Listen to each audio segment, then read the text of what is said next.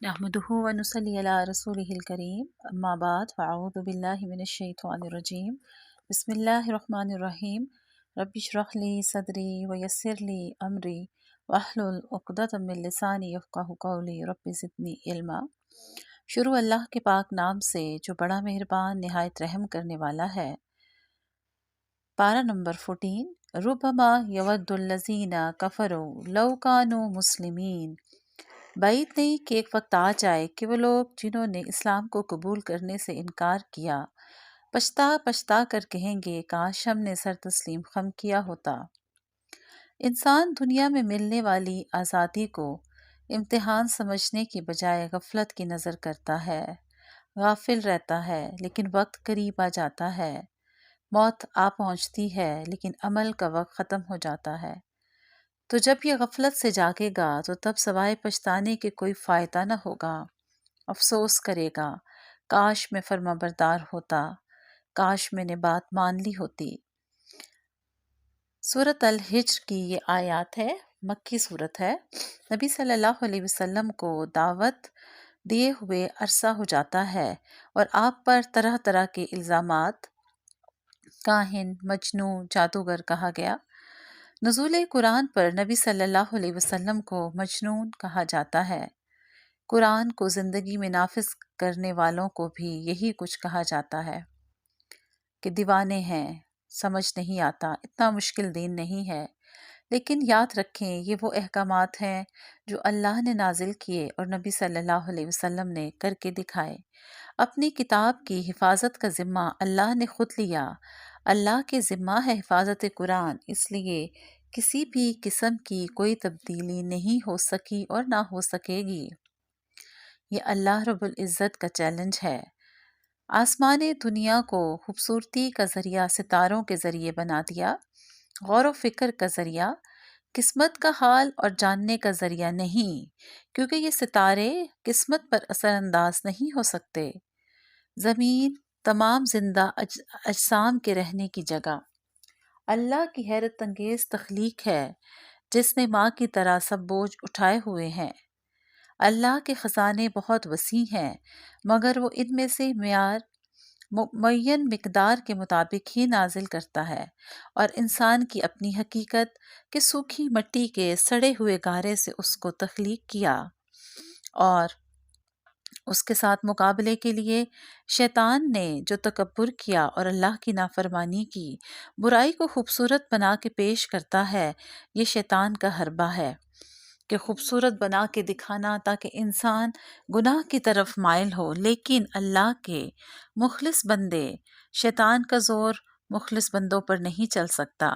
جیسے یوسف علیہ السلام، حضرت عمر رضی تعالیٰ عنہ، اللہ سے ڈرنے والوں سے شیطان ڈر جایا کرتا ہے، اور شیطان کے وار طرح طرح کے ہوتے ہیں، کبھی نیکی سے دور کرتا ہے، کبھی برائی کو خوبصورت بنا کے دکھاتا ہے۔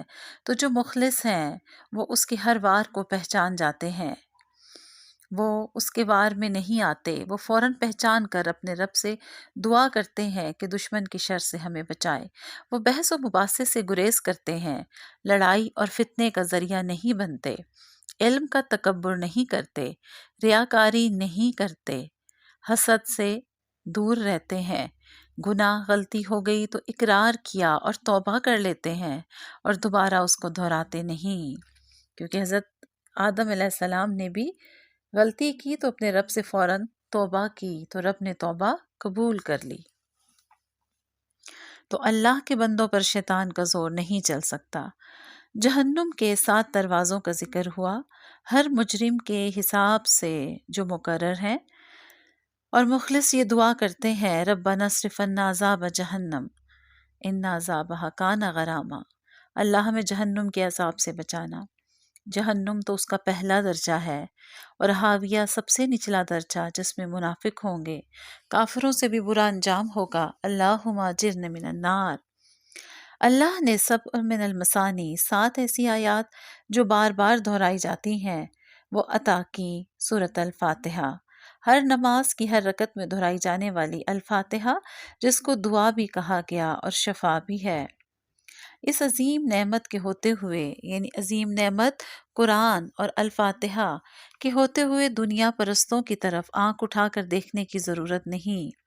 قرآن غم بھلانے کا ذریعہ ہے، قرآن دلوں کو غنی کرنے کا ذریعہ ہے، دلوں کے سکون کا ذریعہ ہے۔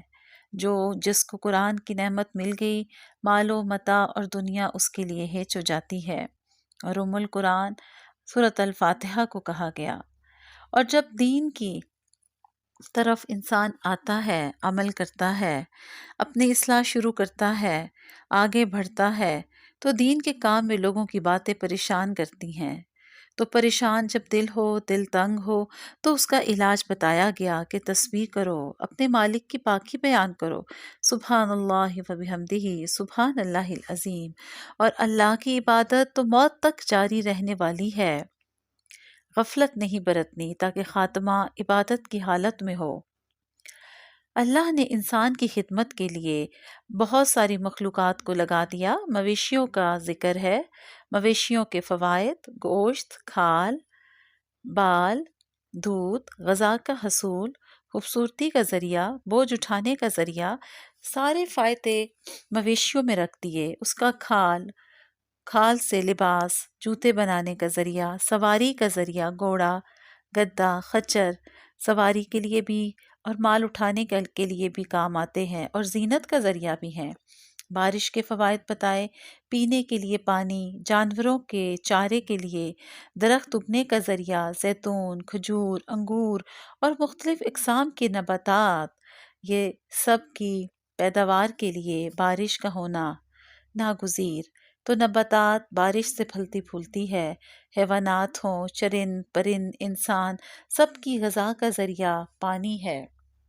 اور اللہ نے اس کے ذریعے جو بھی میوے جات، پھل، ہریالی پیدا کی، الگ الگ ذائقے رکھ دیے، ہر پھل کا اپنا ذائقہ، ہر درخت کے ہر پھل کا اپنا ذائقہ رکھ دیا، اور کہا کہ اس میں غور و فکر کرو، یہ دعوت ہے رب کی طرف آنے کی۔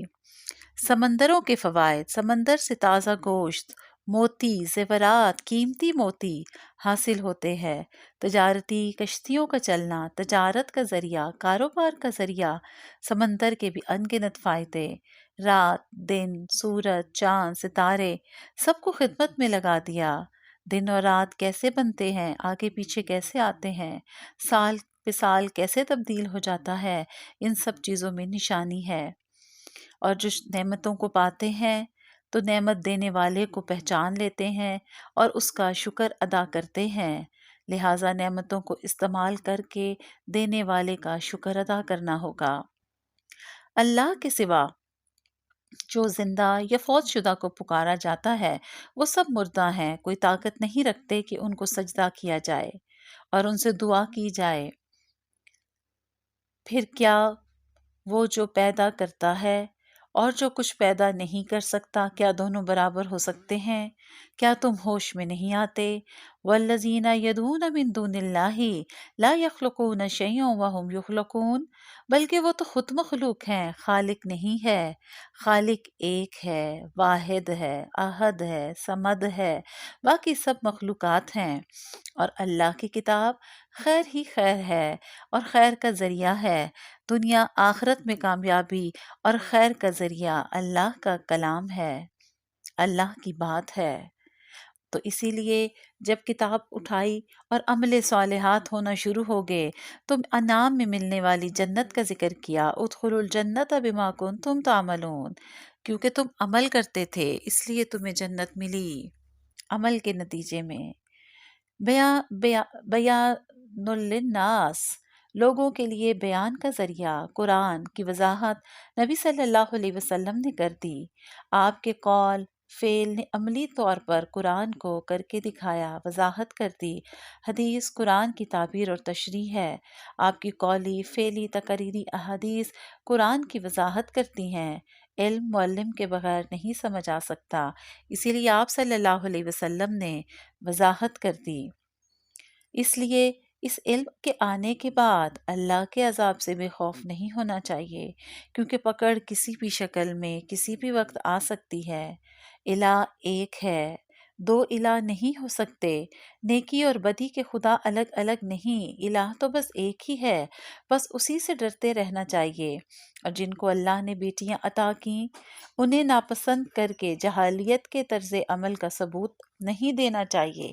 بیٹی کی پیدائش کی خبر سن کر چہرے پر کلونس چھا جاتی ہے، چھپتا پھرتا ہے کہ اس بری خبر کو کیسے سنائے، زمانہ جاہلیت کی بات ہے یا آج کے دور کی بات۔ شکر ادا کرے کہ اللہ نے اولاد بیٹی کی شکل میں دی، جس نے اس کی اچھی تربیت کی، اور تو وہ اس کے لیے جہنم سے آڑ ثابت ہوگی، جنت میں جانے کا ذریعہ ثابت ہوگی۔ اور قرآن کا پڑھنا، قرآن کا علم تو اختلاف دور کرنے کے لیے آیا ہے، ہدایت اور رحمت حاصل کرنے کا ذریعہ ہے، شفا ہے، سکون ہے، برکت ہے، ان گنت خزانے ہیں جو اس علم کے اندر بند ہیں۔ ہاں، یہ خزانہ اسی کو ملے گا جو اس سے فیضیاب ہونا چاہتا ہے۔ تمہارے لیے مویشیوں میں بھی سبق ہے۔ مویشی جانور گوبر اور خون کے درمیان سے لذیذ دودھ کا تیار ہونا۔ خالص شربت کون تیار کرتا ہے؟ کس فیکٹری میں تیار ہوتا ہے؟ فرمایا اس میں نشانی ہے، سبق ہے۔ اور اس کے ساتھ شہد کی مکھی میں بھی سبق ہے کہ شہد کی مکھی کا ایک ایک پھول سے رس چوس کر شہد تیار کرنا اور اس کو محفوظ کرنا، ہر طرح کے جراثیم سے بچا کر رکھنا، اللہ کی عظیم قدرت کا اظہار ہے۔ دودھ پینے والوں کے لیے ذائقہ دار، خالص، اور شہد شفا کا ذریعہ ہے۔ شہد، آپ صلی اللہ علیہ وسلم نے فرمایا، شہد جسم کے لیے اور قرآن روح کے لیے ہے، ان کو لازم پکڑ لو، ان کو اپنے لیے لازم کر لو۔ شہد شفا کا ذریعہ، اور قرآن کا علم جب معرفت میں بدلتا ہے تو وہ بھی شفا بن جاتا ہے۔ ان اللہ یأمر بالعدل والإحسان وإیتاء ذی القربى وینہی عن الفحشاء والمنکر، بے شک اللہ تمہیں عدل اور احسان کا حکم دیتا ہے، صلہ رحمی کرنے کا حکم دیتا ہے، رشتوں کو جوڑنے کا حکم دیتا ہے، بے حیائی، فحش، منکرات، گناہ اور زیادتی اور نافرمانی کے کاموں سے باز رہنے کا حکم دیتا ہے، چاہے وہ کھلی بے حیائی ہو یا چھپی ہوئی ہو۔ ادعو الی سبیل ربک بالحکمت والموعظۃ الحسنہ، دعوت تو اپنے رب کی طرف حکمت کے ساتھ، اچھی نصیحت، ایسی نصیحت کرو کہ دل میں اتر جائے، ایسی نصیحت کہ اصلاح ہو جائے، ایسی نصیحت کہ درستگی ہو جائے۔ حکمت، اچھی نصیحت اور عمدہ اسلوب کے ساتھ دعوت دو، کس کی؟ اللہ کے راستے کی دعوت، اللہ کے دین کی دعوت دو، تاکہ اللہ کی باتیں دل میں اتر سکے۔ اور شکر ادا کرو ذکر کے ساتھ، شکر اور ذکر دونوں ساتھ ساتھ ہیں۔ جو رب کا ذکر کرتا ہے وہی اپنے رب کا شکر بھی ادا کرتا ہے۔ اور شکر، وَإِن شَكَرْتُمْ لَأَزِيدَنَّكُمْ، اگر تم شکر ادا کرو گے تو میں تمہیں اور دوں گا۔ اور ذکر، فَاذْكُرُونِي أَذْكُرْكُمْ، تم مجھے یاد کرو تو میں تمہیں یاد کروں گا۔ دونوں عبادات ہے، ذکر بھی اور شکر بھی، اور شکر تو رحمتوں کے دروازے اور کھول دیتا ہے۔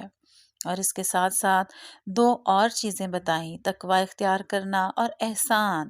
یہ دونوں وہ خوبیاں ہیں جو حضرت یوسف علیہ السلام میں بھی تھی اور جن کا اللہ نے ان کو انعام دنیا میں عطا کیا۔ تقوی، رب سے ڈرنا ہر حال میں کہ میرا رب مجھے دیکھ رہا ہے، اس احساس کے ساتھ گناہوں سے بچنا، اور اسی احساس کے ساتھ نیکی کرنا کہ میں نے رب کے لیے کیا، اور محسن، احسان نہیں جتانا، نیکی کر کے بھول جانا، آگے بڑھ کر خدمت میں پیش ہونا، وہ محسن ہے جو احسان کرتا ہے، یعنی احسان کے درجے پر آ کر نیک کام کرتا ہے۔ ذکر اور شکر اور تقوی اور احسان یعنی محسن ہونا، یہ چار وہ خوبیاں ہیں جو انسان کو مخلص کرتی ہیں، قرب الہی عطا کرتی ہیں۔ تو ضرورت اس چیز کی ہے کہ اللہ کی دی ہوئی نعمتوں کا، ان گنت نعمتوں کا ذکر ہوا، مویشیوں کے فوائد، بارش کے فوائد، نباتات، پھل، سبزی، ہر ایک کا ذائقہ، سمندر کے فوائد، زمین کے فوائد، سورج، چاند، ستارے، سب کو خدمت میں لگا دیا، پھر دودھ اور شہد اور جانوروں کو مسخر کر دیا، تمام نعمتیں انسان کے لیے ہیں۔ تو اللہ کی دی ہوئی نعمتوں کا احساس کر کے اس کا شکر ادا کرنا یقیناً قرب الہی کا ذریعہ ہے۔ اللہم اعنی علی ذکرک و شکرک و حسن عبادتک۔ الہی تو ہمیں اپنا ذکر کرنے والا، شکر کرنے والا اور بہترین عبادت کرنے والا بنا۔ وآخر دعوانا ان الحمد للہ رب العالمین۔